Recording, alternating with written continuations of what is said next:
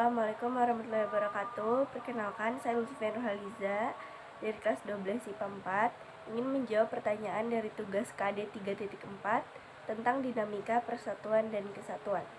Pertanyaan pertama adalah apa fungsi negara beserta artinya? Fungsi negara yang pertama adalah pengaturan dan ketertiban. Fungsi ini sangat penting karena untuk mencegah terjadinya bentrokan-bentrokan maupun pertikaian yang bisa saja muncul dalam masyarakat yang menjadi salah satu faktor penghalang tercapainya tujuan-tujuan negara. Yang kedua adalah fungsi kemakmuran dan kesejahteraan. Fungsi ini semakin penting seiring berjalannya waktu karena negara berupaya untuk mensejahterakan kehidupan masyarakat, terutama dalam bidang ekonomi dan sosial masyarakat. Yang ketiga, fungsi pertahanan dan keamanan.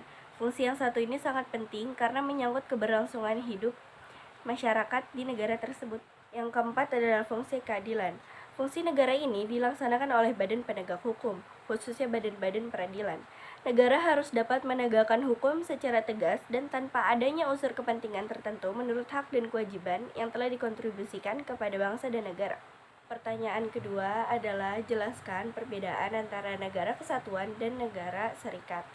Negara kesatuan atau unitary state terpusat pada pemerintahan pusat, umumnya terletak pada ibu kota. Sementara pada negara serikat atau federal state, wewenang dan pemerintahan dibagi, yaitu antara pemerintah pusat dan negara bagiannya.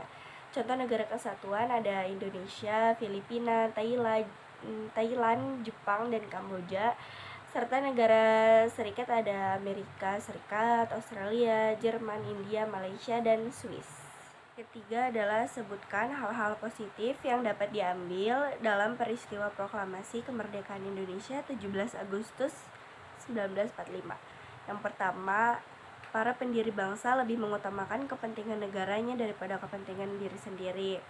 Yang kedua, tingginya sikap pantang menyerah untuk mencapai kata merdeka.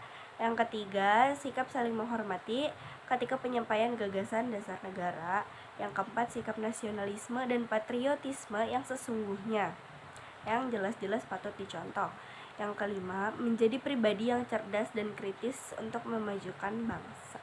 Terima kasih untuk perhatiannya. Sekian dari saya. Wassalamualaikum warahmatullahi wabarakatuh.